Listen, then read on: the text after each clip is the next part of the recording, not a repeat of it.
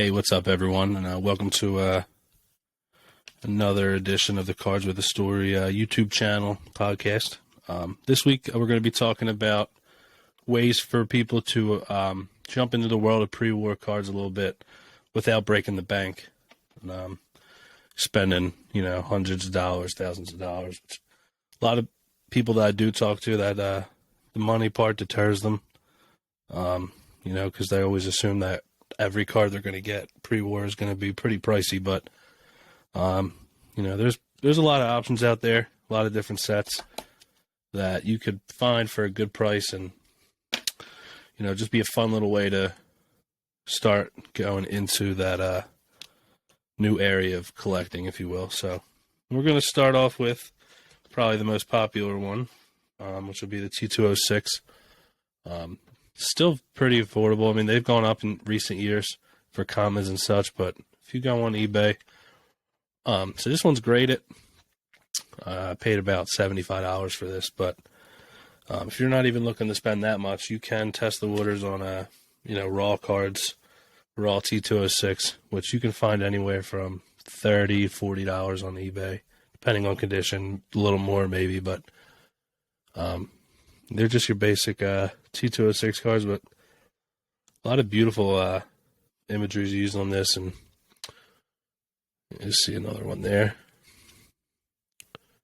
It's an iconic set. I think everyone should have, if you're going to be collecting vintage, it's definitely one set. Just even if you just have one, good to have in your collection.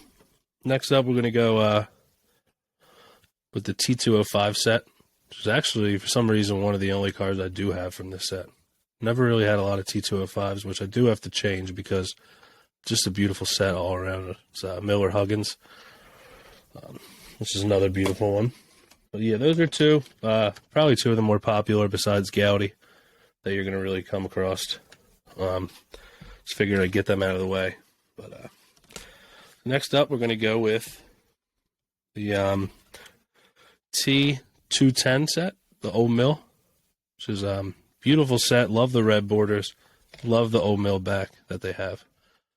Just a great card. Some of these can be a little pricey. I'm not, I'm not too familiar with these. This is my only copy of this card, or this set. So this is the Series 2.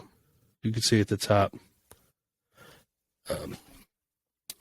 Pretty sure that's all minor leaguers and such. I also do believe Casey Stengel's rookie card, which would technically be his pre-rookie, is in that set. As you can imagine, it's very expensive. I think I've seen one online recently for $25,000 or some ridiculous price that I would never be able to sniff. So, but it's fun to dream, look around and see cards like that. So, next up, we're going to go with one of my all-time favorite sets. A little bit before its time, I would even say. Even to this day, you don't see many like it. Is the 1934 Batter Up set. So these would come as a complete card. They'd have almost perforated right here, so you could, rip off that border and give you this nice action shot. Which, like I said, definitely before its time for a set like that. And been very few sets like it since. There's the 1964's Top Stand-Up, which is pretty similar. But, I mean, these are just great. Here's the Lefty Gomes. Got this as a Hall of Famer. Got this on eBay for $30, I think. Same with the Archie Vaughn, another Hall of Famer, $30 card. And if you were to go for the commons, not the Hall of Famers and such, they'll be even cheaper. So, good way to do that. And here's one more. This is, I believe these are the higher numbers that are kind of darker, and the images are just definitely better. This one's got some glue residue on the back, but, for a card this beautiful, I think I paid $90 for this, which honestly for this card is a pretty good price. And, a big part of my collection is vintage catcher cards where they're all wearing their gear and stuff. So that fit perfectly in there. And also, got to add a card from one of my favorite sets. So. Next up, we're going to go with the Z-Nuts, which another minor league set. This is 1914. Another catcher. Just a beautiful picture. Can't really beat that. Got this for $30, which maybe even cheaper, blank back. But if I was to send this card in to SGC myself today, I'd pay $30 just to get it slabbed. So that was a really good deal. Same with this Dolph Camilli, who had a pretty good career in the majors. I believe he played with the Phillies and I want to say the Dodgers, but I'm not 100% sure. This is actually technically be his rookie card. I believe 1928. This was another one, even for good player rookie from this set. I think I paid $28 or something, sometime around Christmas. So another fun little set. You could find hundreds of those on eBay for anywhere from $10 to $15, $20, $30. All right. Next, we're going to move on to what is the T212, the O-back set. So also like a minor league set here. Kind of similar to the T206 with the imagery used. These actually have really nice backs, but you wouldn't tell because mine completely ripped apart. I'm assuming this was taped to a scrapbook of some kind and ripped out before being sold. Beautiful card all around, and another one of those where it's my only card from the set, but again, fit the vintage catcher PC at the same time. And I love adding cards, pre-work cards from sets that I haven't had yet. So that was another one of those that I was happy to add. All right. And we're going to go, another fun set is the 1906 Fan Craze, which are kind of like playing cards, pretty much.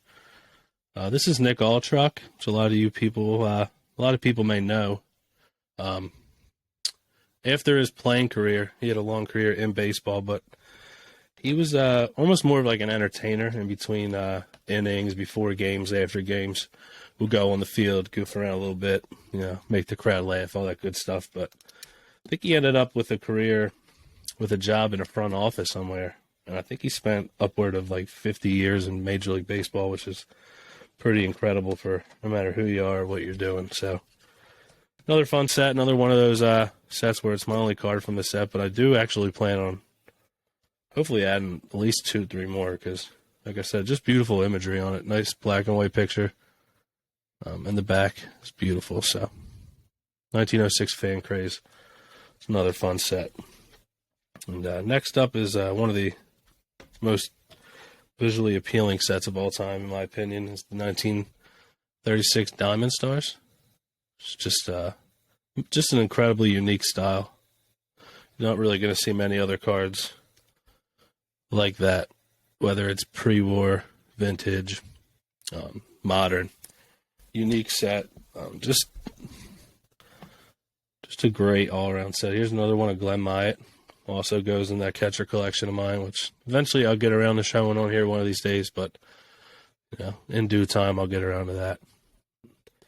Love that Art Deco style they use. Like I said, no one's really duplicated this kind of style since almost, so I just think it's one of those iconic, when you think of the 1930s, or when I think of the 1930s, Gowdy I always think of, DeLong, and then, Diamond Stars will always be my top 3 sets from that decade. So, and like I said, the point of the video is, looking for the cards on the cheaper side, which you can find plenty of those on eBay, other places for $20 a piece, $30 a piece. Do also have a Jimmy Fox from that set, which is like one of my all-time favorite cards. I think I paid like around $250 for that, but I didn't include that just for the purpose of, this video is more or less for people not looking to break the bank and just kind of get their feet wet. So next up, we're going to go with one that pretty much everyone knows, but that is the Gowdy set. Another absolutely beautiful set. One of my all-time favorite cards, personally, is the DeBro Williams. Nice fat lip packed in there. Nice smile on his face. And that was like another $20 card. Can't beat that. And then you got one of the nicest cards, I think, in the history of baseball and card collecting, any sport, is the Paul Richards. Just a perfect card, Goes in that catcher PC again. But when I first discovered this card, probably around 2-3 years ago, I fell in love with it. Went on eBay. Figured, I had to have it. So once I discovered that one right out, picked myself one up for $30 or so, and it's been one of my favorite cards since. And then lastly, a little Hall of Famer with this one, but Al Simmons. I think I paid $40 for this. These are on eBay for upwards of 50 to 60 at times, but I got a good deal from a buddy on Twitter. Posted it on the sales thread on Wednesday night that I jumped all over at that price, so I was very happy with that one. All right, now we're going to go with, there's one that's not quite cards here, but one of the bigger things, pre-war card companies and such, were these pins that they released. This is a 1912 Sweet Capital, who you may know from like the T206 set and stuff like that, but this is Roger Bresnahan. This was gifted to me by a couple buddies on Twitter. Very grateful for that. Very grateful for all of them. I think it was Hunter, my buddy Ben, my buddy Dan, Ian, and I think maybe a few others. If I do forget your name, I'm sorry, but just know that I do appreciate that. And then we got this 1930 Cracker Jack pin of Gabby Hartnett, another Hall of Famer, another catcher. Just a great piece. Again, I got this a couple years back for probably $35-40 maybe. But, you know, it's PSA 5, which, whatever, for a pin. I don't know if you consider that what you would really consider that good grade or not, but for a 70, 90-year-old pin, actually, it was in pretty good shape. So, and these Sweet Capital pins, you can find these on eBay for $15, $20, $30. But a lot of them you can find in the low 20s. Common players, a couple players that had very good careers, just, you know, weren't Hall of Famers or anything, but probably the cheaper way to get a piece of their playing day memorabilia or card or such would probably be the Sweet Capital pins. So, all right. Next up, we're going to go with strip cards are probably, you know, the cheapest way. If you're looking for just cheap commons from the 1920s, even the teens up to, you know, maybe like 1916 into the early 20s and such, are these strip cards. This is a Carl Mays strip card, who, if you don't know, Mays threw the only pitch in Major League history that resulted in the death of another player when he hit Ben Chapman in the head with a fastball. That ended up taking his life a day or two later. Outside of that, I mean, he gets known for that, but people seem to forget he had almost a Hall of Fame career. Just an awesome career. Love the orange, yellow stripes in the background. And this is from the W515-1 set.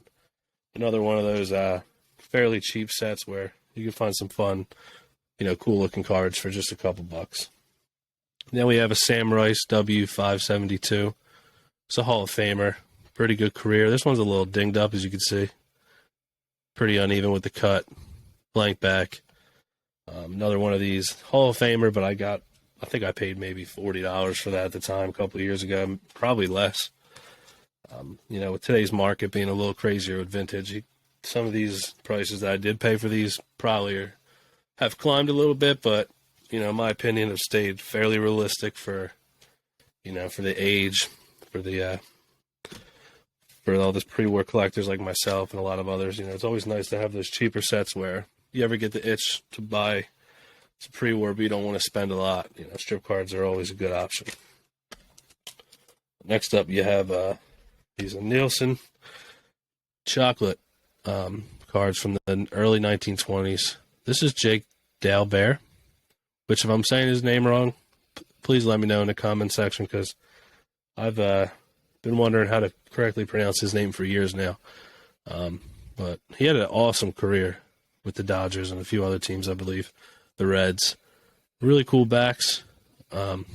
Again, Jake Dalbert, good career. I think I paid $20 for him. And then we got a Red Faber, who's a Hall of Famer in the White Sox. He was a part of the Black Sox team, but he was, you know, he was never part of the 8 men out. And after they discovered he didn't have his hands in the whole fixing the World Series and all that stuff, so he ended up eventually being voted into the Hall of Fame. Had a very good career.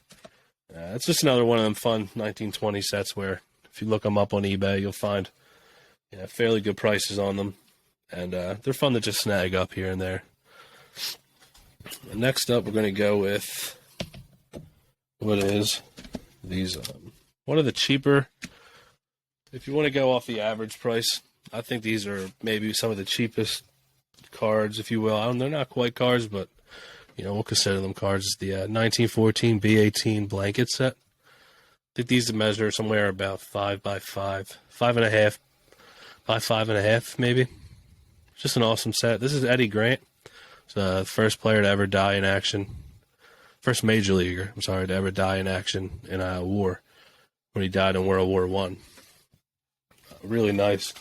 I will show a couple others. These are this set's a good way also to add Hall of Famers for way under what you would pay for the regular cards. So, for example, this is Walter Johnson.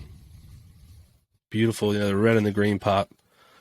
Not many stains on. I think the back has a few stains, but I think I paid $250 for this. So for a Walter Johnson playing day piece in this good a shape, paying $250, can't beat that. And then I have this is one of my all-time favorite pickups. Was the Ty Cobb blanket, which I did pick up a few months back. I think I paid $500 flat for this, shipped and everything. Which for a Ty Cobb piece that I really didn't plan on acquiring anytime soon, I figured I couldn't really beat that. So again, I know the video was really for if you're only looking to spend a couple dollars and add some cards, but if you are looking to branch out and get them Hall of Fame players and such, that's a good way to good set, if you will, to chase after and get those cards for much cheaper than you would get a card or like a regular playing day card for. It's another fun set. This is the M101-4, 1916 of Edkins. Beautiful image. This card's in honestly really good shape.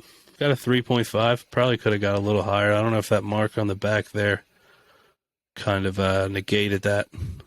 Made it a little bit of a lower grade, but this card is a little off center, but the corners are sharp for the most part. Image is as clean as it gets. And another fun set. I think these are on eBay for commons and such for maybe $60, $70 at times, graded. I'm sure you can find them raw for cheaper if you do some looking around. Then lastly, so this isn't necessarily, I wouldn't call this a cheap set, but I just figured this would be fun to talk about because it's one of those more, one of the better looking pre-war sets, if you ask me. It's a T204 Ramley set, which is 1909. Just love the gold trimming around the card. The design around the picture gives it that classy, unique look. Matches the time period perfectly. Then these are distributed in Ramley cigarettes, so you get the Ramley back. So really cool cards. This is Jake Feister, who they did pitch in the game for the Cubs with Merkel's Boner, which is one of the all-time bonehead plays, if you will. So really fun set.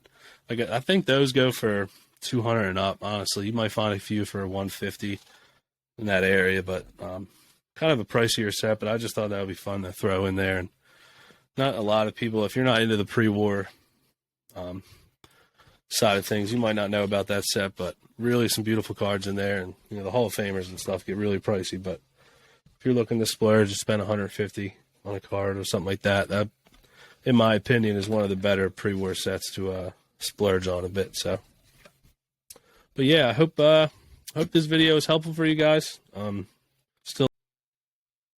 And I will also be adding in a little segment I'm going to be doing every week now, is where I just take a little time out to talk about what I feel like is an underappreciated player, from the old days, if you will. So this week we're going to start it off with a player that I do PC a little bit, who had an awesome career. This is Lon Warnicki. This may be probably my all-time favorite baseball card set. It's the 1933 DeLong. Lon Warnicki had an awesome career. You see the back here, but I think he won 192 and 121 with a 3.18 career ERA. In 1932, he ended up 22-6 with a 2.37 ERA. And he also pitched in the first All-Star game ever, and he hit the first triple and scored the first run in National League history. So, very one of those players you really ever rarely hear about. I stumbled upon him and his story a few years ago, and really was just amazed by it. I really love the way his cards look. So I started a small PC. This was the card I ended up wanting the most, and like I said, probably my favorite set. So to knock two birds out, one stone with this card, and the set was great. And he also, the other thing that really got me interested was after he retired, he did become an umpire in the National League for 6 years, and became the first player to ever, and the only player ever to umpire in and play in a World Series game. So I thought that was interesting. And then after his baseball career, he did go on to become a county judge in Garland County, Arkansas, from 1963 to 1972. So just figured that would be a fun little segment we throw in here every week where we discuss, just bring to light one player whose career seems almost forgotten, but, deserves a little more credit. So thought that would be a fun little thing to do. So hope you guys appreciate it, and thank you guys for watching.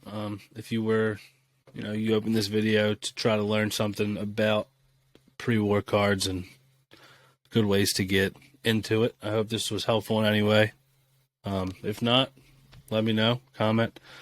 Always glad to work on stuff and stuff like that. And hopefully you guys tune in next week, where I will be talking with Charles from Helmar Brewing, who in my opinion is the greatest living card art creator on the planet. So really, really excited to finally sit down and talk with him about, just the whole process and how he got started and stuff. So have a great night, guys. Thanks.